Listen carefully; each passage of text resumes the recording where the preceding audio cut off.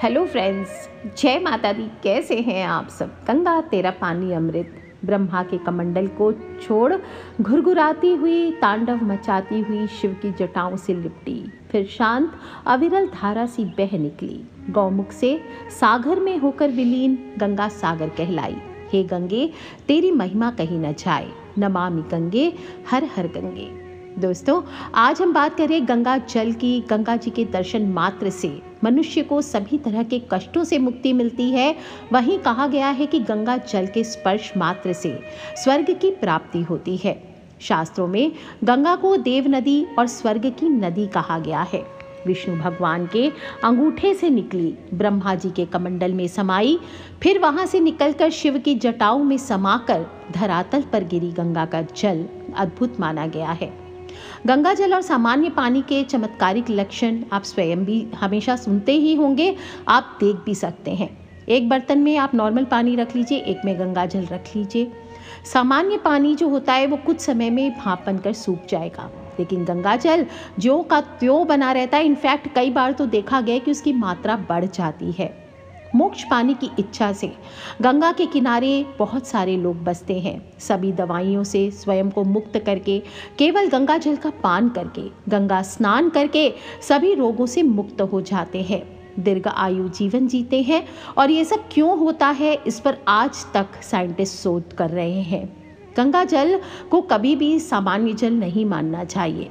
America में 1 litre Ganga जल $250 में मिलता है। क्यों? कई बार आपने देखा होगा, सर्दी के मौसम में जब खांसी हो जाती है, खांसी ठीक नहीं होती है। एक डॉक्टर की बात बताती हूँ आपको। कुछ समय पहले मैंने देखा कि खांसी ठीक नहीं हो रही, तो डॉक्टर ने बोला गंगा जल पिला दीजिए।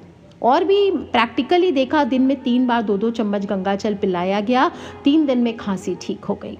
ये अनुभव से कह रही हूँ। इसे गंगा जल का आप चमत्कार ना माने, बल्कि इसको औषधीय गुण मान सकते हैं।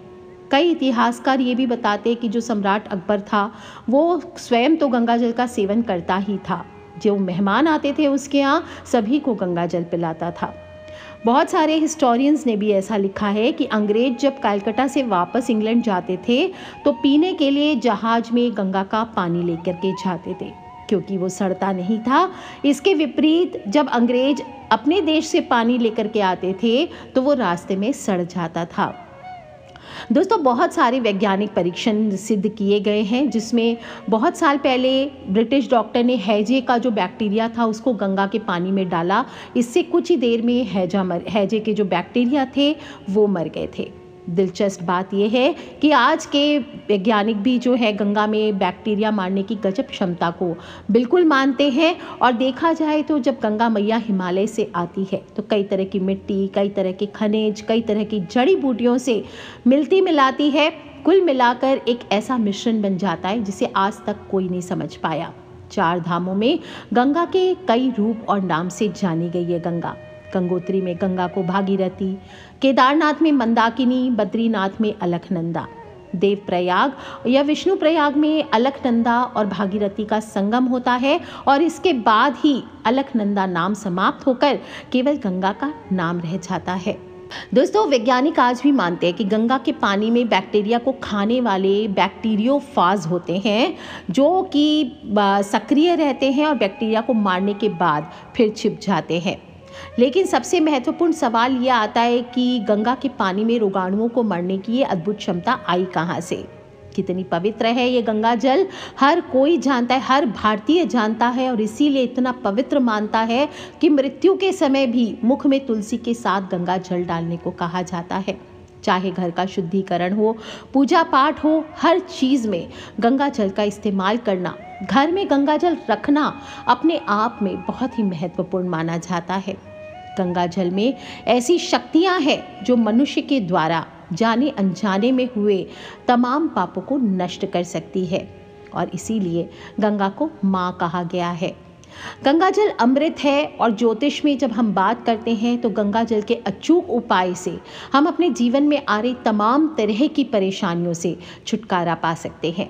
और सिर्फ परेशानियों से छुटकारा ही नहीं, मनोवांछित फलों की प्राप्ति के लिए भी गंगा जल का इस्तेमाल किया जा सकता है।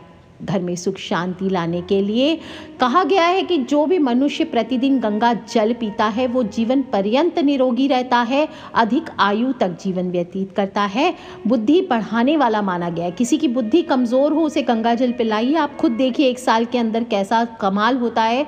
किसी का पाचन तंत्र वीक हो उसको मजबूत करने की अद्भुत क्षमता रखता है और पूजा पाठ में तो इस्तेमाल होता ही होता है। और कहा भी गया है कि पापों से मुक्ति चाहिए और साथ में आप मोक्ष के द्वार खोलना चाहते हैं तो नियमित रूप से शिवलिंग को आप गंगा जल से अभिषेक कीजिए। अगर आपके पास ज़्यादा गंगा जल नहीं भी है तो आप शिवलिंग की पूजा करते हैं तो सिर्फ लोटे में गंगा जल की कुछ बूंदें मिला लीजिए और ओम नमः शिवाय का जप करते हुए शिव जी को जल अर्पित कीजिए।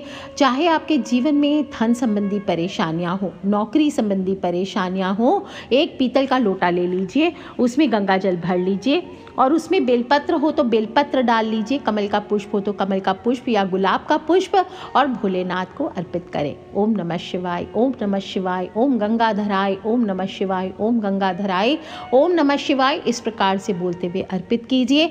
आपके घर में ऐसी सुख संपन्नता का वास होगा कि मुड़ करके भी दरिद्रता आपके घर में कभी भी मुख नहीं देखेगी। साथ ही साथ जीवन में रोजगार संबंधी प्रॉब्लम्स हो, नौकरी संबंधी समस्याओं हो, बच्चों को करियर को लेकर के समस्याएं हो, आपके काम धंधे की समस्या हो, ये सभी समस्याएं दूर होती है। भोलेनाथ इससे अत्यंत ही प्रसन्न होते हैं, मनोवांछित फलों की प्राप्ति कराते हैं।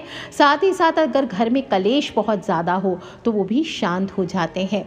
कहा भी गया है कि नियमित रूप से जो भी मनुष्य शिवजी को गंगा जल अर्पित करता है उसे मोक्ष और शुभ लाभ दोनों की प्राप्ति होती है। और अगर ग्रहों की स्थिति कमज़ोर हो गई है, इससे मनुष्य को जीवन में कई समस्याओं का सामना करना पड़ रहा है, तो कुंडली में ग्रहों की स्थिति मजबूत करने के लिए भी आपको प्रत्येक सोमवार के दिन शिव पूजन करना चाहिए और शिवजी पर गंगा जल की कुछ बूंदें अवश्य चढ़ानी चाहिए। साथ ही साथ गंगा जल और थोड़ा सा काला तिल ले लीजिए, इससे आप शिव जी का अभिषेक करिए। आपको ग्रह दोषों के कारण होने वाली समस्याओं से मुक्ति मिलेगी और शिव जी की कृपा आप पर अवश्य बरसेगी। और ध्यान रखेंगे कि जिस लोटे में गंगा जल डालकर आप शिवलिंग का अभिषेक कर रहे हैं वो लोटा पीतल का लीजिए, ये आपके लिए सर्वश्रेष्ठ है। आप चाहें तो 40 दिन तक इस उपाय को कीजिए। आप देखिए अगर नौकरी आदि नहीं है, बेरोजगार बैठे हैं तो 40 दिन में आपके काम धंधे का, रोजगार का योग अवश्य बैठ जाएगा। और सिर्फ जल चढ़ा करके नहीं बैठना है, साथ साथ आपको जम करके मेहनत करनी है, क्योंकि बिना मेहनत किए तो शिव जी भी बैठे रह जाए कि आपको फलों की प्राप्ति कराएं और वो फल भी नहीं दे पाएंगे आपको। तो मेहनत अवश्य करें। साथ ही साथ अगर कोई भी जातक कर्ज से परेशान है तो भी आपको घर में गंगा जल अवश्य रखिए और गंगा जल किसी पीतल की बोतल में भर लीजिए और अपने कमरे के उत्तर पूरब कोण, जो भी आपका घर का उत्तर पूरब कोण है, north east corner of the house है, यानी कि ईशान कोण है, वहाँ पर आप एक बर्तन में रख लीजिए, पीतल के बर्तन में, और लोटे का मुख आप चाहें तो लाल कपड़े से ढक सकते हैं। ये आपको बहुत जल्दी कर्ज से मुक्ति दिलाने में मदद करता है। साथ ही साथ इसमें से एक बूंद जल लेकर के रोज आप सूर्य देवता को अर्पित कीजिए। सूर्य देव के जल के लोटे में 11 सूखी लाल मिर्च के दाने डाल लीजिए और साथ साथ में गंगा जल की कुछ बूंदें डाल दीजिए और ओम आदित्याय नमः, ओम भास्कराय नमः, ये बोलते हुए आप सूर्य देव को आप 1 लोटा जल रोज अर्पित कीजिए। आपका कहीं भी अटका हुआ धन है वो भी वापस मिलने के योग बनेंगे।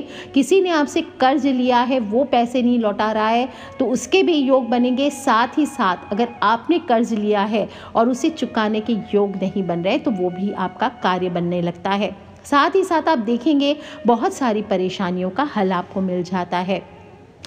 कई बार होता है घर में नकारात्मक ऊर्जाएं प्रवेश कर जाती है, लगता है किसी ने बांध दिया है, कोई छाया दिखाई देती है, घर में लगता है कुछ चल रहा है, कुछ आवाज़ें आ रही है।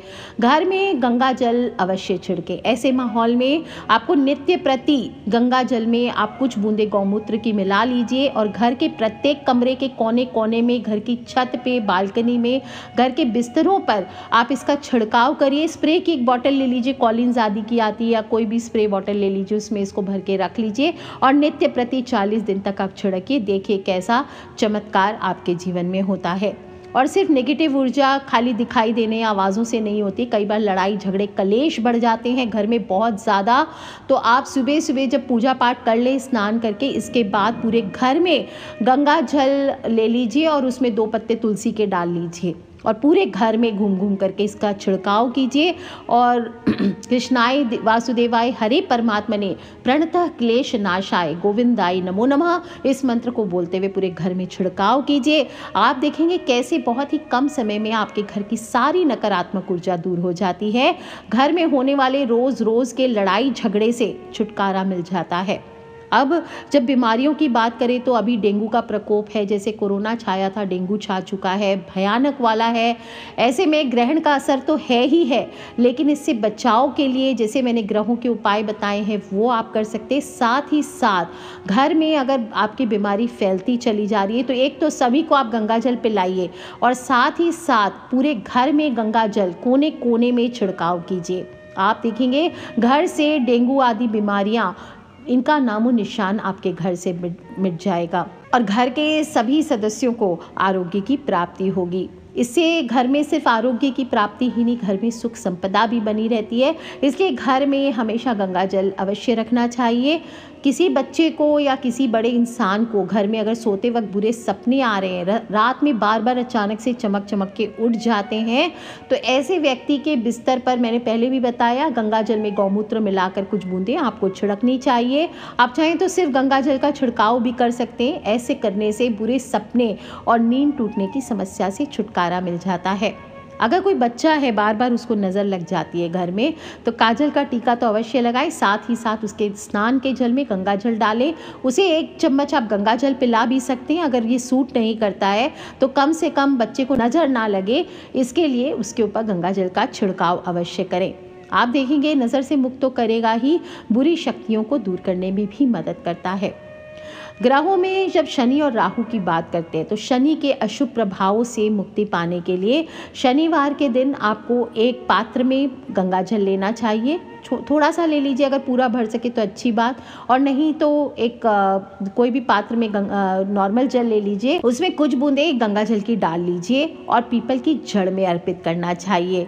पीपल की जड़ में अर्पित करते समय ओम शम शनिश्चराय नमः, ओम शम शनिश्चराय नमः, ओम शम शनिश्चराय नमः, ऐसा बोलते हुए आपको ये जल अर्पित करना चाहिए। आप देखेंगे 16 शनिवार इस उपाय को करते करते में आपके जीवन से शनि दोष से आपको छुटकारा मिलता है और जीवन आपका सुखमय बनता है। इसी प्रकार से जो लोग भी राहु के दौर से गुजर रहे हैं, बेबुद्धि वाले काम कर रहे हैं, कुंडली में राहु यदि अशुभ फल दे रहा हो, दशा में हो, राहु की दशा चल रही हो या अंतरदशा चल रही हो, तो आपको एक छोटा सा काम करना है। अपनी हथेली पर 7 बूंद लेना है गंगा जल का। गंगा जल की 7 बूंदें डाल लीजिए और अपने सिर से 7 बार उसे सीधी दिशा में आप उसाड़ लीजिए। 7 बार आपको उसाड़ना है सीधी दिशा में, यानी क्लॉकवाइज दिशा में, और किसी पौधे में आपको डाल देना है। आप देखेंगे शनिवार या बुधवार के दिन ये उपाय करते हैं तो आपके राहु की महादशा आपके सिर से कम 7 से 16 आपको शनिवार या बुधवार को ये उपाय करना चाहिए। आप देखेंगे कितना चमत्कारिक ये उपाय होता है। यदि आपकी शादी में अड़चने आ रही हैं या फिर आप किसी से पर्टिकुलर पर्सन से शादी करना चाहते हैं पर योग नहीं बन रहे हैं, तो भी गंगा जल आपकी शादी विवाह में हेल्प कर सकता है। कैसे? ये जल मोक्ष का द्वार खुलने वाला माना गया है। इसलिए अगर किसी लड़की की शादी में देरी हो रही है और आप सुयोग्य वर पाना चाहते हैं, या किसी लड़के की शादी में देर हो रही है और सुयोग्य वधू आप पाना चाहते हैं, तो नियमित रूप से नहाने के पानी में गंगा जल के साथ साथ 1 चुटकी हल्दी आपको डालना चाहिए। उससे आपको वर या वधू को स्नान कराना चाहिए। कम से कम 21 दिन तक लगातार करवाइए। जल्द ही विवाह के योग बनेंगे और घर में सुख समृद्धि आएगी।